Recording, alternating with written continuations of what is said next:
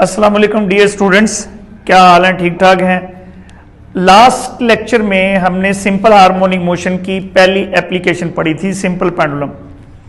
उसमें आपको simple pendulum मैंने दिखाया भी था कि ये सिंपल पेंडुलम है और उसमें एक स्मॉल मेटेलिक बॉब है जिसको हमने इस पिवट पॉइंट या पॉइंट ऑफ सस्पेंशन जो है इसके गिर्द आपने इसको वाइब्रेट करवाया था। ठीक है, ये सिंपल पेंडुलम है। अब इससे थोड़ा सा आगे चलते हैं तो आज का हमारा आर्टिकल है फिजिकल पेंडुलम।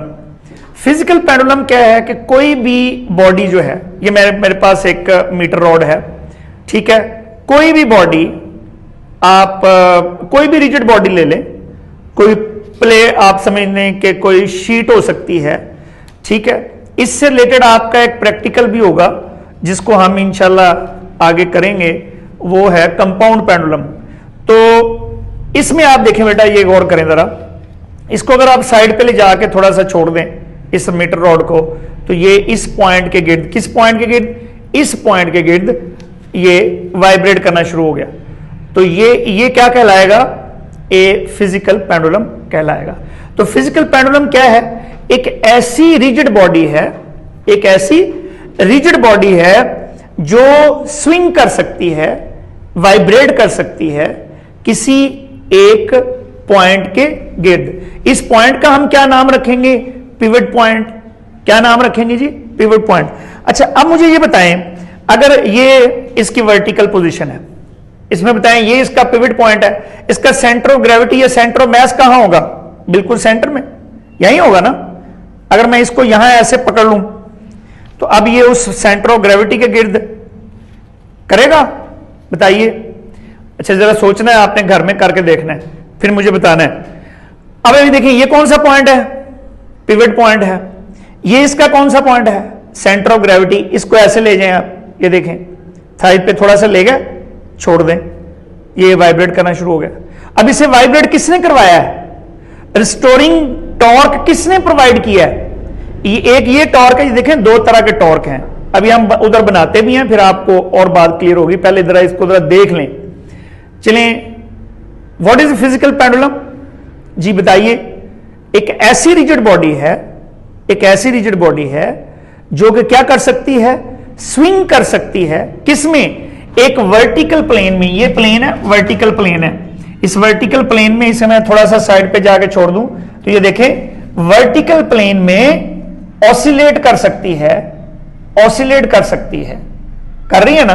तो ऐसी ऑसिलेटिंग बॉडी को, और किसके गिर्द ऑसिलेट कर सकती है? एक पिवट पॉइंट के गिर्द ऑसिलेट कर रही है। So what is a physical pendulum?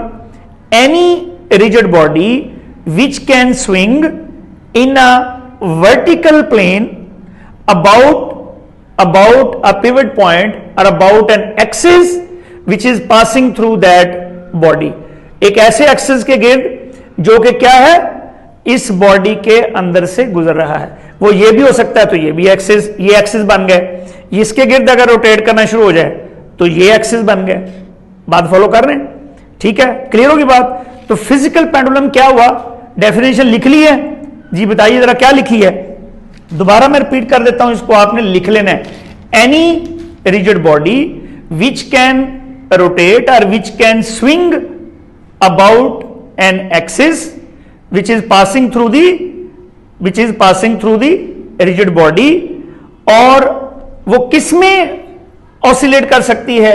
In a vertical plane. तो दोबारा लिख लो, that any rigid body which can swing in a vertical plane about an axis which is passing through the rigid body।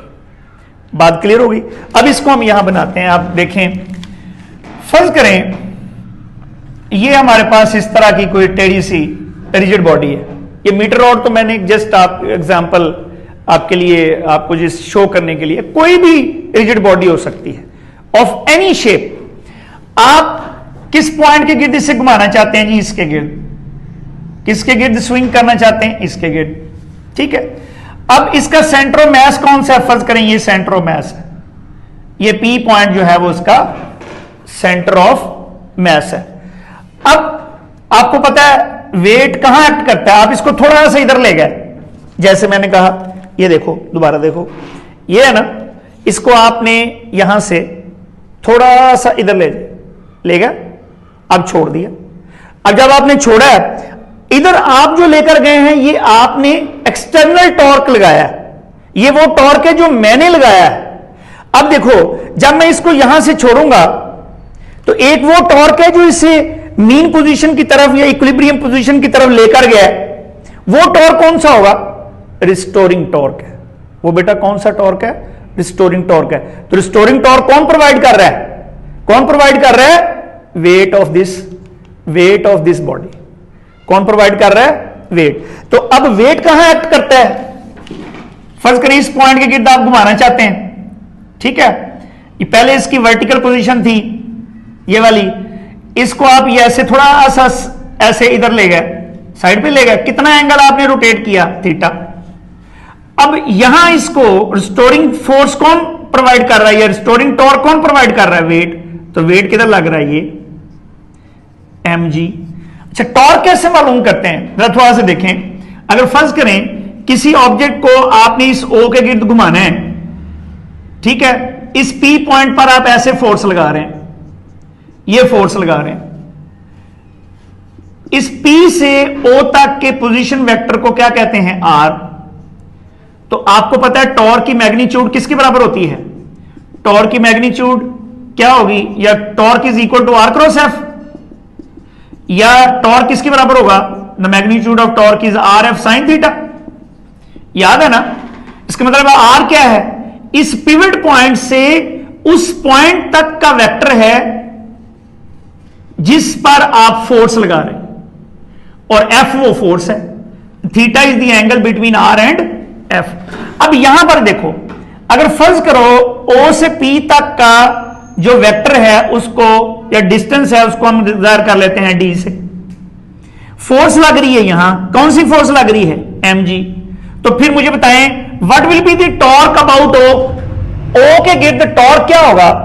क्या होगा जी? Torque that is equal to ये vector, इसकी magnitude कौन सी आ गई? D। और फोर्स कितनी लगी? mg। फोर्स बेटा कितनी लगी? mg। तो यहां तक हो गया ना, R भी आ गया, F भी आ गया, आगे क्या आया? Sine theta. तो लो ये साइन थीटा लिख लेते हैं, कोई मसला है? ये कौन सा टॉर्क है? ये वो टॉर्क है जो आपने प्रोवाइड किया है। तो जब आप बॉडी को यहां छोड़ेंगे तो ये बॉडी क्या करेगी? वापस आएगी ना। तो वो जो टॉर्क जो इस वेट ने प्रोवाइड किया है, जो इसे इक्विलिब्रियम पोजीशन की तरफ वापस लेकर जा रही है, उसे क्या कहते हैं? क्या कहते हैं बताइए? Restoring torque. उस टॉर्क को क्या नाम है? Restoring torque. तो बस आपने कोई और काम नहीं करना, रिस्टोरिंग टॉर्क के लिए आप क्या लिख देंगे? यहां माइनस लिख देंगे। क्यों? क्योंकि ये ऐसा टॉर्क है, उसकी डायरेक्शन O की तरफ, सॉरी, ये किधर ले जा रहा है बॉडी को? उधर ले जा रहा है जिधर ले जाने से थीटा कम हो रहा है। ये टॉर्क उधर एक्ट कर रहा है जिधर जाने से क्या हो रहा है? थीटा कम हो रहा है। इसलिए यहां पर हमने क्या लगा दिया? माइनस लगा दिया। क्लियर होगी बात?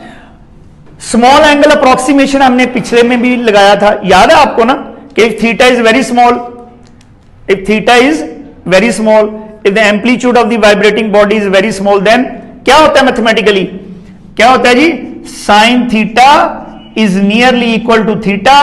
कब? If theta is very small, और थीटा किस में मापा जाए? In radian. थीटा किस में मापा जाए बेटा? In radian. तो फिर साइन थीटा किसके बराबर होगा? थीटा के। तो रिस्टोरिंग टॉर्क बेटा क्या आ गया? Minus D M G theta. कोई बात, कोई यहां तक कोई मसला है बताइए? कोई प्रॉब्लम है? दोबारा इसको जरा देख लें, आगे तो मैथमेटिक्स है, वो मैंने आपको पता है चुटकी लगानी है तो मैथमेटिक्स सॉल्व हो जाना है। कॉन्सेप्ट यहां तक की था। पहली बात आपको पहले क्या बांधनी चाहिए कि व्हाट इज फिजिकल पेंडुलम? क्या होता है फिजिकल पेंडुलम? कोई भी रिजिड बॉडी, कोई भी रिजिड बॉडी जो स्विंग कर सकती हो किसी एक पॉइंट, और वो पॉइंट किसके गिर्द? ऐसे एक्सिस के गिर्द जो कि उस बॉडी में से गुजर रहे हों, और किस में वो ऑसिलेट करेगी? एक वर्टिकल प्लेन में ऑसिलेट करेगी। ऐसी रिजिड बॉडी को क्या कहते हैं? Physical pendulum. क्लियर? दूसरी बात, अब जब आप उस बॉडी को, जैसे स्प्रिंग को आप खींचते हैं तो आपने एक्सटर्नल फोर्स लगाई ना, तो इसी तरह से आप जब इस पेंडुलम को थोड़ा सा दाएं तरफ या बाएं तरफ ले जाएंगे तो आपने क्या किया? एक एक्सटर्नल टॉर्क प्रोवाइड किया। अब उस एक्सटर्नल टॉर्क के नतीजे में जब आप उसको छोड़ेंगे तो क्या होगा? एक टॉर्क एक्ट करेगा बॉडी के ऊपर जो उसे इक्विलिब्रियम पोजीशन की तरफ लेकर जाएगा, और वो टॉर्क क्या होगा? वो हमारे एक्सटर्नल टॉर्क के ऑपोजिट होगा, और उसकी वो किधर बॉडी को लेकर जाएगा? मीन पोजीशन की तरफ। तो उस टॉर्क को हम क्या कहते हैं? Restoring torque. क्या कहते हैं बेटा? Restoring torque. और बॉडी क्या इक्विलिब्रियम पोजीशन पे जाकर रुक जाएगी? नहीं, फिर रिस्टोरिंग टॉर्क उसे वापस लाएगा, फिर इनर्शिया आगे ले जाएगा, फिर रिस्टोरिंग टॉर्क वापस लाएगा। इसके नतीजे में क्या हुआ? वो मीन पोजीशन के गिर्द या इक्विलिब्रियम पोजीशन के गिर्द ऑसिलेट करना शुरू कर देगा। तो ऐसे पेंडुलम को क्या कहते हैं? Physical pendulum. क्लियर होगी बात? अब हमने उसका रिस्टोरिंग टॉर्क कैलकुलेट किया। टॉर्क कैलकुलेट करने का क्या फार्मूला है? क्या फार्मूला होता है कि अगर ओ के गिर्द आप बॉडी को घुमाना चाहते हैं, ये देखें ये मार्कर है, इसको आप ओ के गिर्द घुमाना चाहते हैं, यहां आप फोर्स लगा रहे हैं ऐसे, तो टॉर्क निकालने का क्या फार्मूला है? Are cross F. मैग्नीट्यूड क्या है? R F sine theta. यानी ओ से लेकर पी तक का ये डिस्टेंस, मैग्नीट्यूड आ गई आर, फोर्स कितनी लगी? एफ। आर और एफ के दरमियान एंगल कितना? थीटा। तो ये साइन ऑफ एंगल थीटा, ये इसकी मैग्नीट्यूड आ गई। सेम यहां पर हमने किया है, ओ के गिर्द हम इसे रोटेट कर रहे हैं, पी पर फोर्स लगा रहे हैं, और पी क्या है? Centre of mass. इस बॉडी का सेंटर ऑफ मैस है जहां पर उसका वेट एक्ट कर रहा है। तो फोर्स कितनी लग रही? mg। ये mg आ गया। तो d, और ये फोर्स है ना, ये वाली, ये वर्टिकल फोर्स है ये वाली ऐसे, तो d और फोर्स के दरमियान एंगल कितना हो गया? थीटा। तो हमारे पास टॉर्क की क्या मैग्नीट्यूड आई? dmg sine theta. Negative sign क्यों लगाया? क्योंकि ये उसको इक्विलिब्रियम पोजीशन की तरफ ले जा रहा है। क्लियर? अब यहां से स्मॉल एंगल अप्रोक्सीमेशन लगा दिया। क्या है कि theta is very small then it is equal to sin theta. तो sin theta is equal to theta if theta is very small and it must be measured in radian. Clear? अब यहां से हमारे पास ये इक्वेशन आ गई, कोई मसला तो नहीं है? Very good. अच्छा बेटा, थोड़ी सी आपको एंगुलर मोशन, इससे जो पिछला कोर्स आपने पढ़ा है, जो मैकेनिक्स का कोर्स पढ़ा है, उसमें आपने एंगुलर मोशन पढ़ी थी, ठीक है, या रोटेशनल मोशन पड़ी थी। कुछ उसमें बातें आपको मैं याद करवानी है, वो पहले याद कर लें, फिर हम इसकी तरफ आते हैं। देखें, लीनियर मोशन के अंदर हमारा लीनियर डिस्प्लेसमेंट होता है d। एंगुलर मोशन में एंगुलर डिस्प्लेसमेंट कितना होता है? थीटा। पता है ना? लीनियर मोशन में एंगुलर वेलोसिटी क्या होती है? ओमेगा। यहां क्या, सॉरी, लीनियर मोशन में लीनियर वेलोसिटी क्या हुई? v, which is equal to rate of change of linear displacement। यहां पर एंगुलर वेलोसिटी क्या आ गई? Rate of change of angular displacement. Clear? इसी तरह से यहां पर a है तो यहां पर अल्फा है, यहां पर f है तो यहां पर टॉर्क है। जो मुकाम f का लीनियर मोशन में है वही, अब यहां पर मैस है तो यहां पे मोमेंट ऑफ इनर्शिया। नाम सुना होगा ना, हमने मैकेनिक्स के अंदर पूरा एक चैप्टर पढ़ा था, पैरेलल एक्सिस थ्योरम भी पढ़ा था, परपेंडिकुलर एक्सिस थ्योरम भी पढ़ा था। वो पूरा एक चैप्टर में हमने मुख्तलिफ बॉडीज के मोमेंट ऑफ इनर्शिया कैलकुलेट भी किए थे, याद होगा आपको ना? चलें, अच्छी बात है। अब यहां से न्यूटन सेकंड लॉ क्या आता है? F is equal to m में, यहां एंगुलर मोशन में न्यूटन सेकंड लॉ क्या बनेगा? m की जगह i, a की जगह अल्फा, तो torque is equal to I alpha. याद आ गया? अब इसी तरह से यहां इधर क्या है? d है इधर, या आप लीनियर मोशन में x क्या लें, इधर क्या आ जाएगा? थीटा, क्योंकि हम यहां d की बजाय क्या लिखते हैं? x से डिनोट करते हैं लीनियर डिस्प्लेसमेंट। क्लियर है? बातें याद हो गई? पक्की बात है? अब आप इधर तशरीफ ले आओ। अब बेटा दिस इज इक्वेशन नंबर 1। जब बॉडी ओ के गिर्द रोटेट कर रही है तो इसका मतलब है उस पर टॉर्क भी एक्ट कर रहा है, और आपको पता है जब किसी बॉडी के ऊपर टॉर्क एक्ट कर रहा हो तो इसका मतलब है उसमें एंगुलर एक्सेलरेशन भी पैदा होगा। ये एंगुलर एक्सेलरेशन कब पैदा होता है? जब किसी बॉडी के ऊपर टॉर्क एक्ट करे, तो टॉर्क एक्ट कर गया, एंगुलर एक्सेलरेशन पैदा हो गया। तो by Newton second law of motion in terms of angular motion, तो torque is equal to I alpha. इन दोनों को करें कंपेयर तो क्या बन गया? I alpha is equal to d M G theta. Clear? I इधर ले जाएं, alpha is equal to d M g over I is equal to theta. अच्छा, इसको क्या लिखा जा सकता है? जिस तरह हमने ये देखिए, ये लीनियर डिस्प्लेसमेंट है, इसका फर्स्ट डेरिवेटिव लें dx ओवर dt, क्या बन गई? वेलोसिटी। सेकंड डेरिवेटिव ले लें d2x ओवर dt स्क्वायर, क्या बन गया? a। द सेम केस यहां पर है, सेम केस यहां पर है जी। क्या केस है बताइए? कि इसको क्या लिखा जा सकता है? d2 theta over dt square, the double derivative of theta is equal to alpha. याद हो गया कि नहीं याद हुआ? Is equal to minus dmg। अच्छा, इस dmg को मैं आसानी के लिए यहां लिखने लगा हूं, इसको मैं मिटा देता हूं जी। आपने नोट कर लिया होगा, कर लिया है ना? Very good. अब इसमें इस dmg को आसानी के लिए मैं लिख लेता हूं, फर्ज कर लेता हूं कि ये जो dmg है ये k के बराबर है। जैसे ऐसे ही फर्ज किया है, आप वैसे भी रहने दें तो नो प्रॉब्लम, जैसे आसानी की खातिर किया है। तो ये किसके बराबर आ गया? माइनस के ओवर आई इंटू थीटा। इसको इधर ले आओ तो हमारे पास क्या बन गया जी? क्या बनेगा?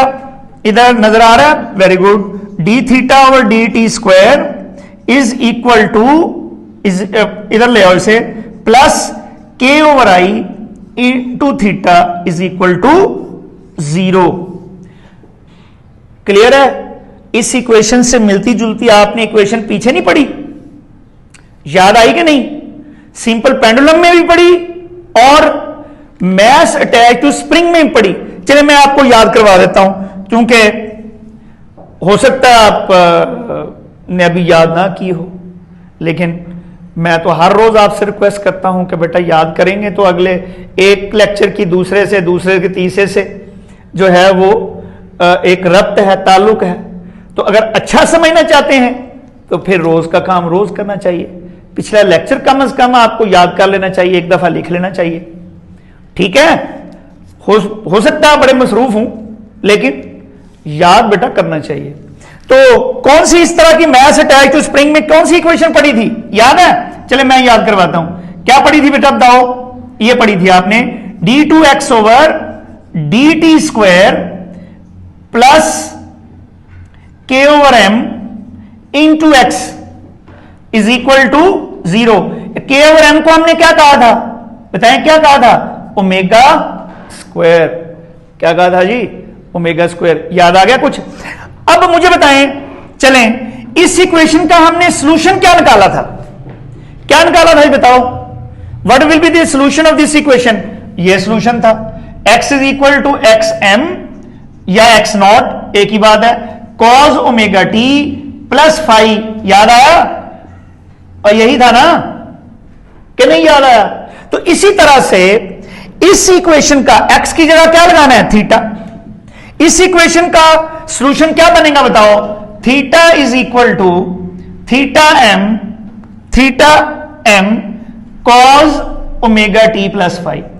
This is the angular displacement of this rigid body at any time T, at any time T. Clear? कोई मुश्किल है बात? कोई मुश्किल नहीं है।